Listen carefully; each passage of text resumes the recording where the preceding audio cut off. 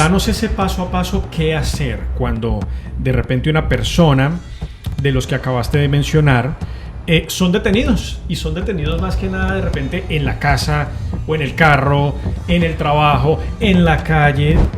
No necesariamente porque tienen delitos, etcétera, pero simplemente por estar aquí de forma indocumentada. Voy a hacerte una pregunta respecto al tema de los asilos y el parol.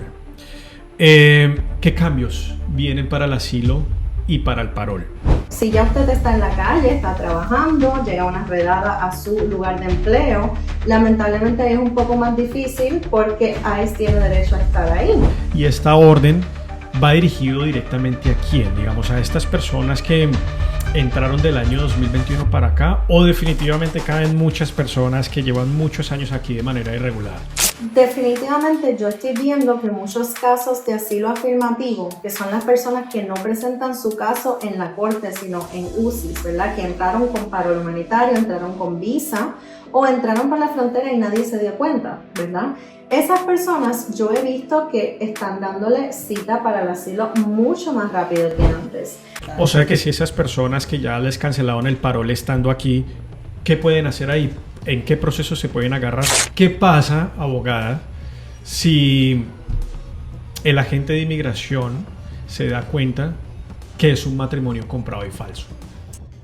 Muchos temas sobre la mesa y quiero más que nada empezar por el tema, simplemente que te presentes rápidamente quién eres tú, tu trayectoria como abogada, para que la audiencia más o menos puedan saber quién eres.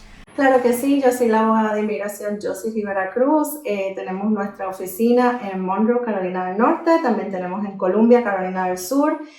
Yo soy de Puerto Rico, originaria de allá, pero llevo haciendo inmigración y representando clientes tanto en la Corte de Inmigración como fuera de la Corte de Inmigración ya hace casi 13 años. Ya llevas 13 años y ahorita supongo que está a reventar esta profesión más que nada por todo lo que está pasando aquí en Estados Unidos con el tema de las redadas, y más que nada va a ir un poco enfocado a hablar un poco de, cómo se está dando todo este tema de las redadas, y empiezo por preguntarte si esto realmente es una orden estricta de las redadas, obviamente el presidente Trump, ¿verdad?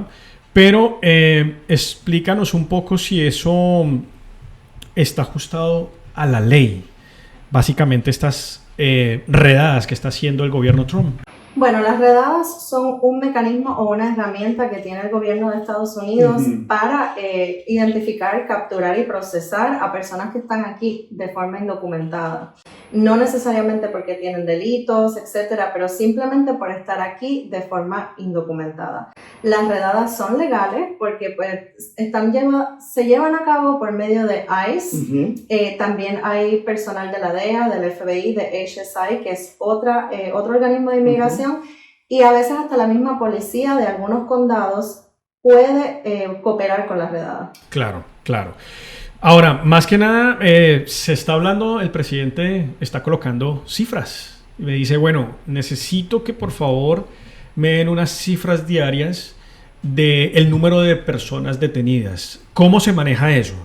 Claro, el presidente Trump hace poco le exigió al Departamento de Seguridad Nacional, al Homeland Security, que quería 1.500 arrestos al día a nivel, ¿verdad?, de todos los Estados Unidos. Esas cifras no han llegado a esas cifras, ¿verdad?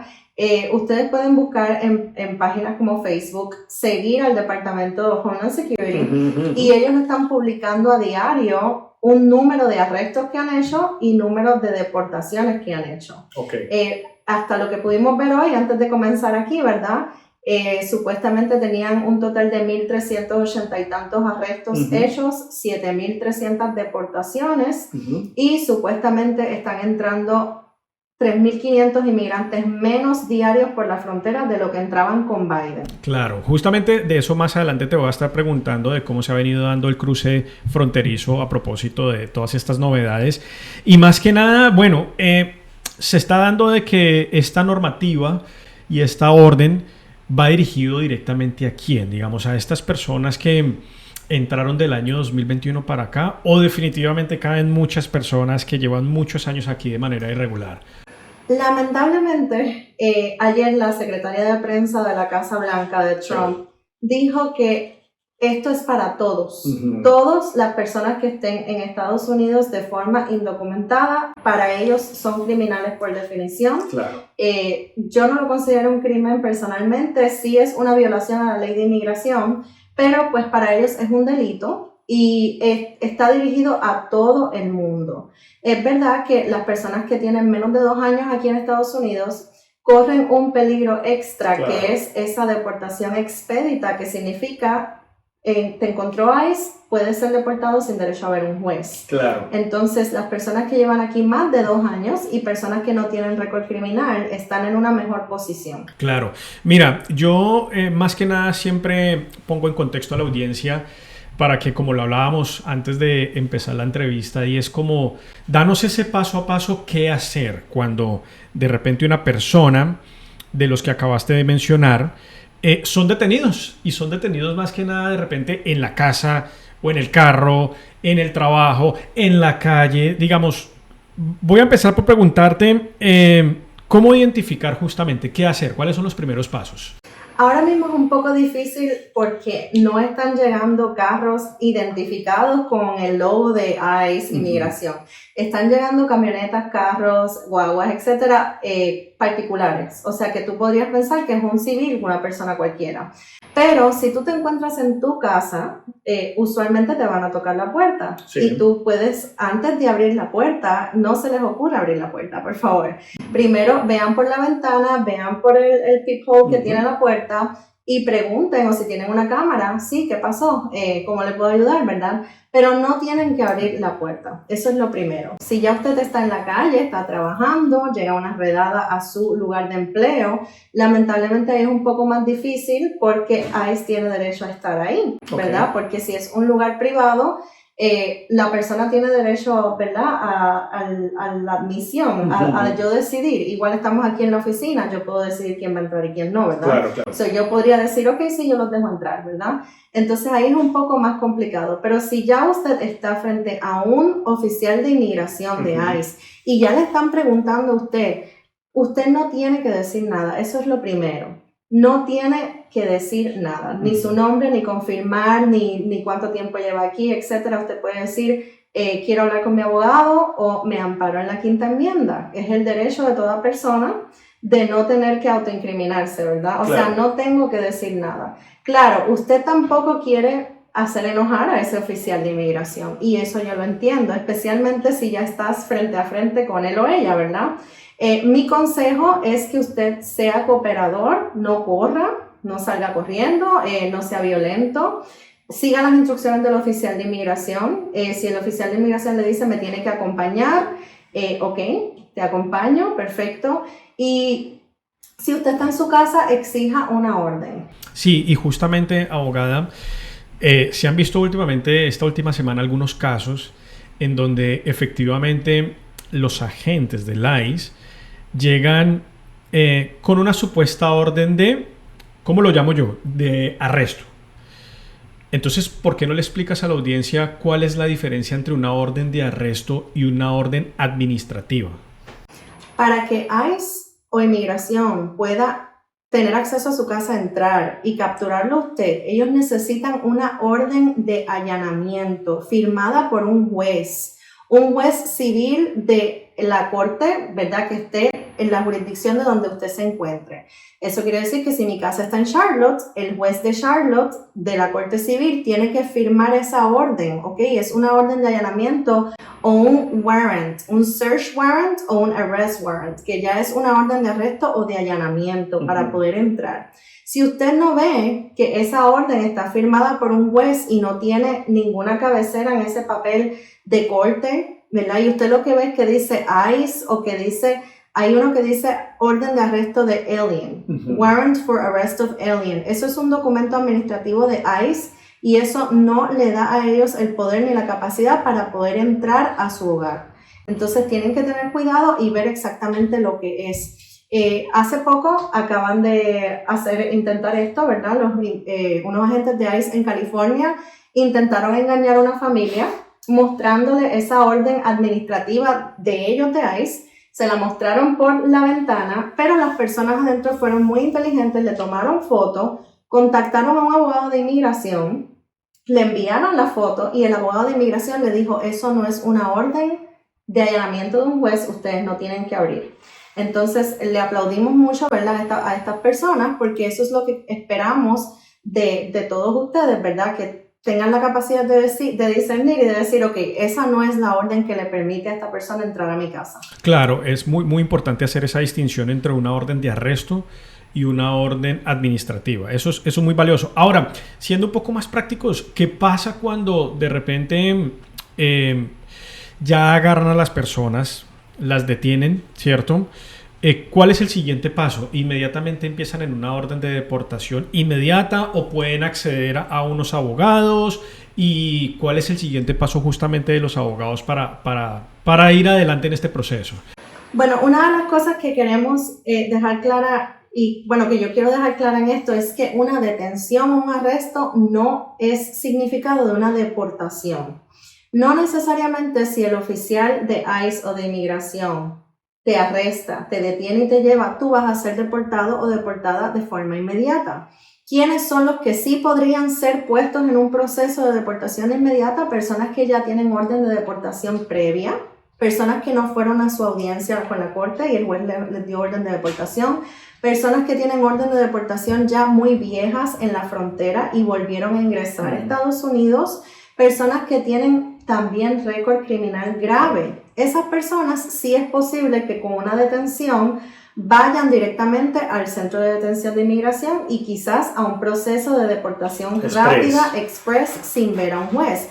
¿Por qué? Porque ya hubo un juez envuelto en su caso usualmente, claro, ¿verdad? Claro. O sea, esos son los que se tienen que preocupar. Ahora, si usted está aquí de forma indocumentada hace muchos años y usted no tiene orden de deportación o usted tiene un proceso en la Corte de Inmigración abierto ahora mismo, usted está pidiendo asilo, usted está peleando visa juvenil, lo que sea que está peleando, usted no lo van a deportar. ¿Ok? A menos de que usted haya cometido un delito grave.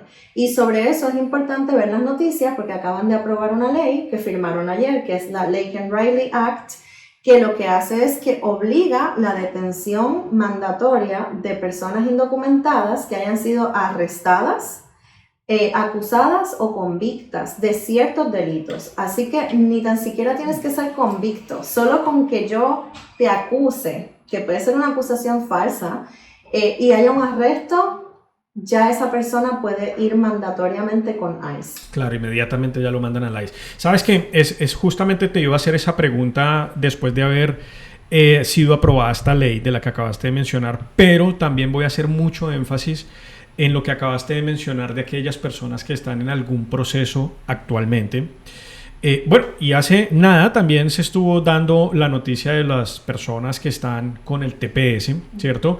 Y eso generó mucho pánico. Entonces, ¿por qué no haces un poco de énfasis en estas personas que están en ese proceso de solicitud de asilo y obviamente también en los tepecianos? ¿Qué puede pasar ahí? Porque una de las preguntas es, ok, estoy en suspenso, pero ¿qué? ¿Me van a deportar? ¿Se cancela mi proceso? ¿Qué va a pasar? Las personas que tienen proceso de asilo ahora mismo, un asilo en proceso o asilo pendiente, como mucha gente le llama, esas personas, si llevan más de 2 años en Estados Unidos, no se tienen que preocupar en lo absoluto si usted no está cometiendo un delito o un crimen. ¿Ok? Las personas que llevan menos de 2 años en Estados Unidos, según la orden ejecutiva del presidente Trump, son elegibles para lo que es la deportación expresa o expedita. Yo en mi práctica todavía, en estos días que llevamos de Trump, no he visto que ninguno de mis clientes que llevan menos de 2 años aquí hayan tenido un problema en la corte. Hemos ido a corte, allí no está ICE todavía, no hemos visto nada de eso. No he visto ningún compañero abogado que haya experimentado esto. Pero es una advertencia que hay que hacerle al cliente y a las personas que tienen un proceso de asilo, si llevan menos de 2 años en Estados Unidos, tengan más precaución. Claro. Bien, las personas que tienen TPS, lamentablemente, antes de que se fuera el presidente Biden, el ex secretario del Department of Homeland Security, Mayorkas, había extendido el TPS de Venezuela por 18 meses. Esa extensión fue revocada ayer por la nueva secretaria del Departamento de Seguridad Nacional. Correcto. ¿Qué significa eso? Que usted ahora, como venezolano con TPS, usted tiene TPS hasta donde dice su aprobación. Si su TPS se le vence en mayo, ya no hay extensión ni hay espacio en este momento para volver a renovar ese TPS. Claro, pero ahí depende también de la decisión que vaya a tomar la nueva secretaria, porque tengo entendido que tiene plazo de aquí hasta el sábado para dar ¿por qué no decirlo? Una orden si de repente va a permitir que se extienda o que se renueve. Sí. Entonces, si ella dice, no lo voy a renovar más, ahí definitivamente ya prácticamente queda, tú me dirás, cancelado el TPS. Claro. Yo no he visto en mis casi 13 años de experiencia que ningún TPS haya sido cancelado por completo. Sí. Lo que sí han hecho es que no han permitido que nuevas personas soliciten TPS, ¿verdad? Estas personas de Nicaragua, El Salvador, Honduras que tienen TPS y de otros países ya están en Estados Unidos hace más de 20 años cuando designaron a esos países mayormente centroamericanos para TPS. No hay TPS nuevo para ningún país. Correcto. Esto es algo que muchas personas se están equivocando y vienen y me dicen, pero mi agente de ICE, porque también dan mala información, me dice que yo aplico para el TPS de Nicaragua. Y yo digo, ¿cómo? Si no estabas aquí en los años 90 o 80 cuando fue que designaron el TPS para este país.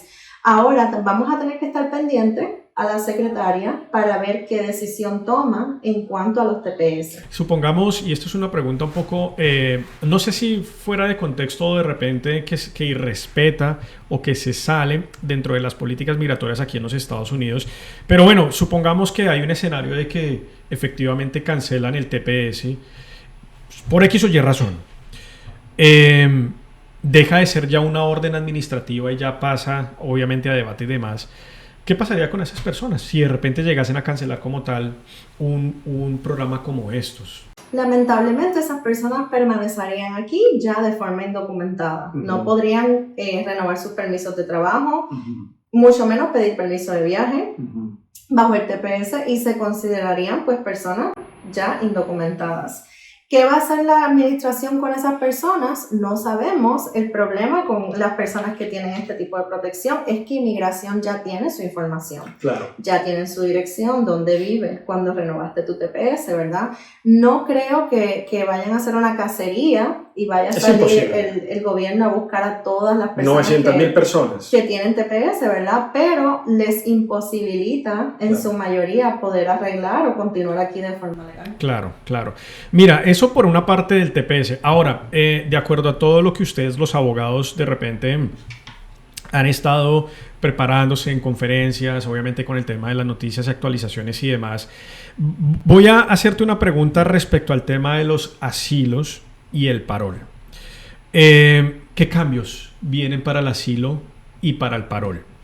Bueno, el parol humanitario que existía para Cuba, Haití, Nicaragua y Venezuela ya fue eliminado desde el día 1 que Trump tomó la administración. Eso quiere decir que ya no hay más viajes, las personas que estaban en proceso, lamentablemente eso quedó cancelado. El parol, el resto del parol como tal, que es como un permiso especial que se le da a las personas usualmente en la frontera, eso ahora se va a determinar, depende es a base de caso a caso. Ellos van a revisar tu caso y las circunstancias de cada caso y van a decidir si es que le van a dar parol a esa persona. El parol sigue existiendo, pero va a ser un poquito más difícil que te lo den ahora. Claro, o sea, el parol, por lo que veo es que el parol sigue existiendo y sigue funcionando para aquellas personas que ya lo solicitaron y que siguen en proceso. Sí. Y ya obviamente no va a ser nuevos paroles. Sí, en el caso del parol humanitario está cancelado. O sea, ellos lo que están diciendo es que aunque estabas en proceso, ya no vas a venir. O sea, quedó cancelado como tal. Ya quedas cancelado. Y aparte también esta administración eliminó la aplicación CBP One, que era la que te daba el permiso de viaje para tú poder entrar a Estados Unidos con tu parol humanitario. O sea que si esas personas que ya les cancelaron el parol estando aquí, ¿qué pueden hacer ahí? ¿En qué proceso se pueden agarrar? Es un poquito difícil para casi todos los miembros, ¿verdad?, de ese grupo, porque si eres cubano, puedes hacer la ley de ajuste cubano después de 1 año y 1 día. Correcto. Porque entraste con parol. Si eres, en este caso, pues, haitiano-venezolano, tenías el TPS, ¿verdad? Ahora mismo, pues, no sabemos qué está pasando con eso. También esas personas de los 4 países que son países donde hay una crisis política, humanitaria y social, por eso es que se le dio el paro humanitario. Si tienen miedo de regresar a esos países, pueden presentar su caso de asilo y por favor háganlo antes de que se les cumpla el año desde que entraron. Ahora, el grupo más perjudicado con esto son los nicaragüenses porque no hay TPS reciente para Nicaragua, no hay tal cosa como una ley de ajuste para nicaragüenses, ni para venezolanos tampoco, pero por lo menos los venezolanos pues tenían el TPS, ¿verdad? O lo tendrán, no sabemos qué va a pasar, ¿verdad? Correcto. Eso por el lado entonces del paro. Ahora con el asilo, ¿qué ajustes de repente... ¿Qué crees que podría pasar en los próximos días, acuerdo a la experiencia de ustedes como abogados? ¿Creen que de repente va a haber algún tipo de modificación en el permiso de trabajo? ¿Van a ser un poquito más minuciosos? ¿O definitivamente lo van a acabar? Esas son las preguntas que de repente se necesitan responder. Bueno, yo obviamente no sabemos qué camino va a tomar esta administración con el asilo. Lo que sí le puedo decir es que cuando ya pasamos por esta administración de Trump, desde el 2017 hasta el 2020, hubo cambios en el asilo. ¿Cuál fue el cambio mayor que hubo? Cambiaron el término de espera para poder obtener su permiso de trabajo. En vez de 150 días, lo aumentaron a 365 días, que es un año. Eso se peleó en la Corte Federal y se logró revertir. Sin embargo, muchas personas tuvieron que esperar un año para solicitar su permiso de trabajo por culpa pues, de ese cambio. Otros cambios también fue que añadieron algunas regulaciones sobre pasar por terceros países antes de llegar a Estados Unidos. Eso es para las personas que han entrado desde el 2022 para acá, si no me equivoco. Usted tiene que probar que si usted, por ejemplo, viene de Colombia y usted cruzó todo Centroamérica para llegar a Estados Unidos y México, usted tiene que probar que usted pidió asilo en todos esos países o que se le dificultaba hacerlo porque su vida también corría peligro en todos esos países. Eso es algo que hace el proceso de asilo para personas que entraron recientemente más difícil y obviamente más retante. Si van a hacer algún otro cambio, yo solamente me puedo imaginar que van a ser más restrictivos en la frontera a la hora de hacer esas entrevistas de miedo creíble. Tal vez se van a poner más duros, ¿verdad? Haciendo más preguntas, exigiendo evidencia antes de permitirle entrar a Estados Unidos. Más allá de que se ha venido dando, que ha venido disminuyendo el cruce fronterizo, sin embargo, la gente sigue cruzando. Sí, la gente sigue cruzando, así que yo lo que veo en este gobierno es que como que están tratando de hacer ver que estamos deportando a todo el mundo. Correcto. Cerramos la frontera. Eso no es cierto. La frontera no se puede cerrar por completo porque hay unos tratados internacionales de personas refugiadas, desplazadas y asiladas y Estados Unidos es parte de ese tratado, le guste o no al presidente, ¿verdad? Entonces, por temas humanitarios, Estados Unidos está obligado también por medio de ese tratado, la Convención en contra de la Tortura, de recibir y darle refugio a las personas que cualifiquen para eso, que han sido desplazadas de sus países por persecución, porque hay guerras, etc. Así que al día de hoy yo conozco gente que ha entrado por la frontera en estos últimos días, en esta misma semana, y han pasado por un proceso donde les han hecho preguntas, preguntas sobre miedo, temor creíble, etc. Y si ellos pasan esa entrevista, pues los han dejado entrar a pedir asilo aquí. Claro. Sí, más que nada dijiste algo muy, muy importante, es ese discurso con el que Donald Trump llega a la presidencia, ese discurso de miedo, hacerle creer a la gente de que efectivamente el asilo, los cruces fronterizos de alguna manera van a parar por completo, pero lo que tú dijiste es verídico. No se puede tomar esa decisión más que nada porque Estados Unidos está dentro de esa convención internacional de que el asilo político tiene que respetarse para aquellas personas en ciertas condiciones. Ahora, ya para ir finalizando y redondeando, abogada, me imagino que las cortes también ya han tenido un poco menos de volumen en el procesamiento de estos casos de asilo defensivo. Bueno, tenemos más casos ahora. Cuando estábamos bajo Biden, esto se acabó la semana del 20 de enero. Podíamos cerrar muchos casos de asilo en la corte si usted había entrado antes de noviembre 2020 y usted no tenía récord criminal Los fiscales no estaban tratando esos casos como prioridad y estaban ejerciendo su discreción prosecutorial, ¿verdad? Y estaban diciendo, voy a desestimar tu caso. O sea, le voy a decir al juez que cierre el caso porque no es de mi interés deportarte a ti, porque llevas tiempo aquí, estás trabajando, ¿verdad? Etcétera. Eso estuvo pasando bajo Biden. Yo en mi práctica cerré muchísimos casos para evitar una orden de deportación de mis clientes y que ellos pudieran buscar el asilo fuera de la corte. Cerrar el caso significa de que ya salen de la corte y se van para la oficina del UCIS. Exacto, si así lo desean. Para convertirse en un asilo afirmativo. Porque es un poco más fácil, entre comillas, o es un poco más flexible que no estar en la corte. Claro, si vemos los números de Charlotte, por ejemplo, la Corte de Inmigración tiene 12% de aprobación de asilo, mientras que la oficina que nos toca de UCIS para asilo, que está en Arlington, tiene 34 hasta 44% de aprobación, depende del año que estemos viendo. So, usted tiene 4 veces más chance de ganar su caso afirmativamente que en la corte. Ahora, esto acabó. A partir del 20 de enero ya no cierran más casos, usted sí o sí tiene que ir a su juicio final y recibir una orden del juez de si otorga o deniega su caso de asilo. Lamentablemente eso va a hacer que la corte esté más abrumada, tengamos más volumen de casos y la corte de apelaciones está también más abrumada, porque mientras más denegaciones de asilo hay, la persona apela para evitar una deportación. O sea que en los próximos, puedo entonces concluir que en los próximos semanas, meses, incluso años, durante la administración de Trump, las cortes van a estar saturadas y ahí los procesos tienden a detenerse más. Sí. He visto también aquí que están como agilizando los casos de asilo de personas que han entrado recientemente.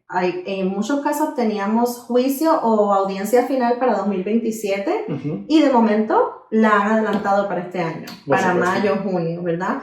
Como que están tratando de agilizar esos casos para darlos por terminado y me imagino que lidiar con lo que se viene ahora, que van a venir más casos.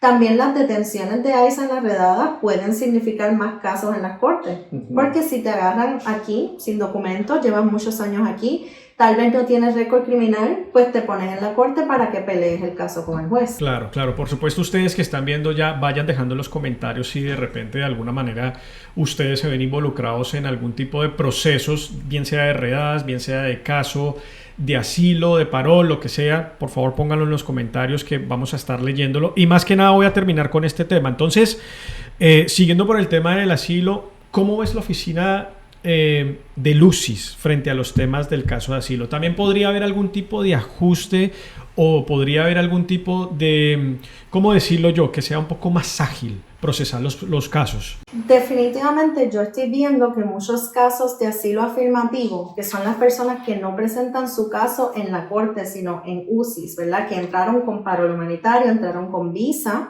o entraron por la frontera y nadie se dio cuenta, ¿verdad? Esas personas yo he visto que están dándole cita para el asilo mucho más rápido que antes. Personas que presentaron su asilo en noviembre del año pasado y ya tuvieron cita. Y algunos han sido aprobaciones, pero la mayoría han sido denegaciones.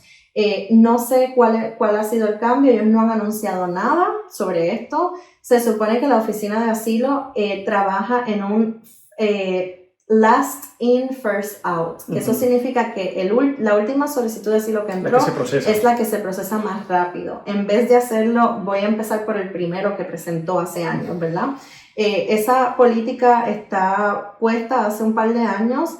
Yo no lo he visto con mis casos, ¿verdad? Todavía no he tenido un caso que yo presente y rápido me den cita, pero es algo que yo estoy viendo y obviamente no solamente con los casos de asilo.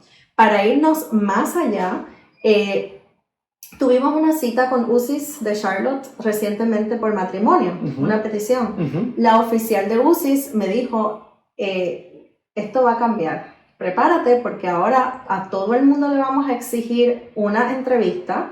Casos que antes se aprobaban sin entrevista, solo por ver sus papeles. Si el oficial de inmigración a veces decía, bueno, tienen hijos juntos, tienen casa juntos, es un caso real, están casados, les creo, lo voy a aprobar. Ahora les van a exigir una entrevista. Y las preguntas que hicieron en esa entrevista, yo estuve ahí sentada, fueron más de 30 preguntas, separaron a la pareja.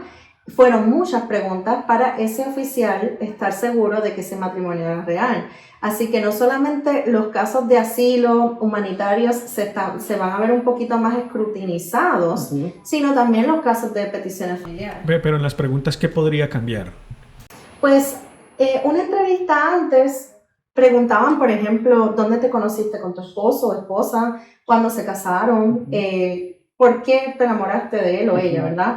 Esas preguntas. Y quizás te preguntaban, ¿han ido de viaje? ¿A dónde fueron? ¿Dónde viven? Te puedo decir que unas 5 a 10 preguntas y casi siempre la pareja junta.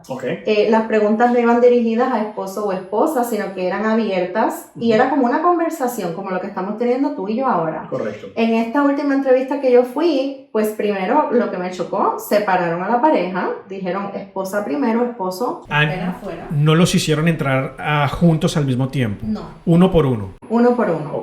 Voy primero con la esposa, le hizo unas 38 preguntas como, dime de qué color es la sábana de tu cama ahora mismo, qué tipo de decoración tiene tu habitación ahora mismo, dime cuál fue la última serie o película que viste con tu pareja, qué te regaló tu esposo para tu cumpleaños. Y si la persona sí contestó, por ejemplo, que diga, pues, me regaló un perfume. ¿Qué marca? ¿Qué perfume fue? Detalles. Por ahí siguieron los detalles, nada íntimo, nada incómodo, pero sí muchos detalles que una vida en pareja, pues normal, sí lo vas a saber.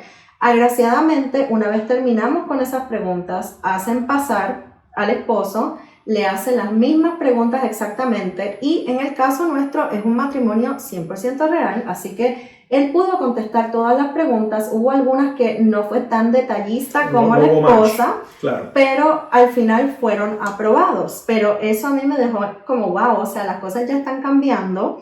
Esto no hubiese pasado antes. Claro, pero obviamente me imagino que ellos de alguna manera también deben tener un estimado de cuántas preguntas coinciden y cuántas preguntas no coinciden. ¿Es eso cierto? Claro.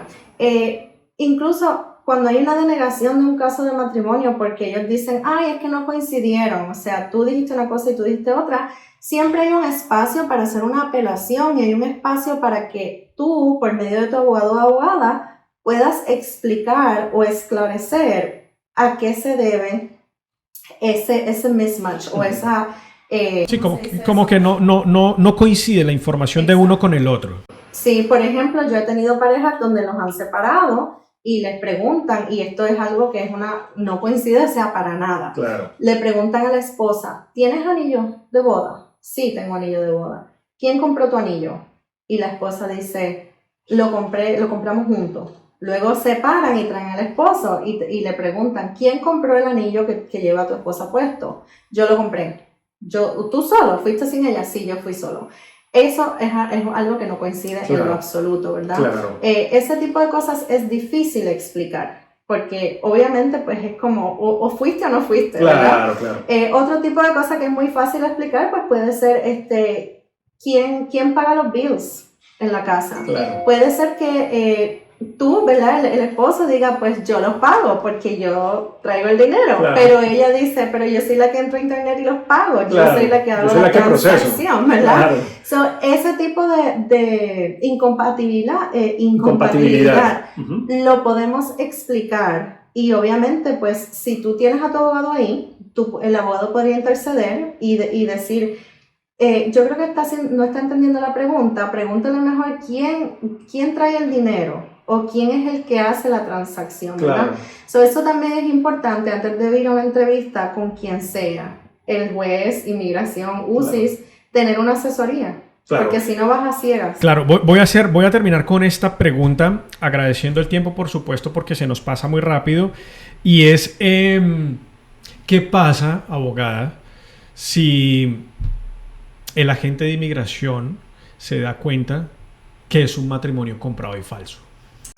Si el agente de inmigración hace esa determinación de que es un matrimonio fraudulento, obviamente te van a negar tu caso, te van a poner en una lista, como la lista negra, ¿verdad? O sea, no vas a poder nunca más arreglar en Estados Unidos, ni por medio de matrimonio, ni por medio de ningún otro proceso, si es que ellos logran probar que es un matrimonio fraudulento.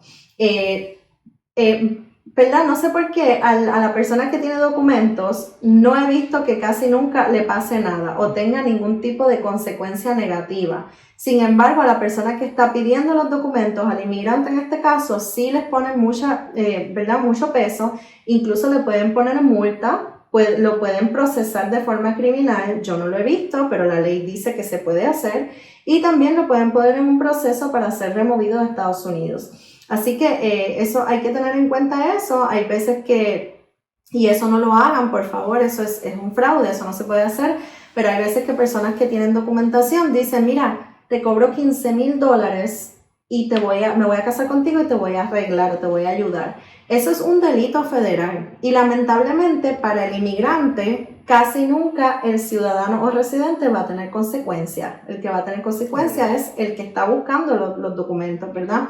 Así que eso es una de las cosas más terribles que se puede hacer. Si están haciendo un caso por matrimonio, asegúrense, yo sé que hay personas despistadas, claro, ¿verdad? Claro. Que si tú le preguntas a un esposo de qué color es el cepillo de dientes de tu esposa, no sé, no me fijo, no sé. Después de 20 años de matrimonio. Sí, hay veces que preguntan, ¿qué marca es tu lavadora? No sé, yo no lavo ropa, o sea, claro. Esas cosas se pueden entender, pero siempre prepárese y sea menos despistado, ¿verdad? Claro. Porque estás en un proceso. Claro, o sea que a partir de ahora ustedes, por favor, tomen atenta nota, mire cuál es la marca del cepillo de su pareja, sí. Qué tipo de marca usa en su ropa y ese tipo de detalles. Se nos pasó muy rápido el tiempo, estuvimos hablando de varias cosas, abogada, asilo político, del TPS, por supuesto de las redadas y más que nada de las recomendaciones. Gracias, abogada. Yo soy Rivera. Muchas gracias a todos.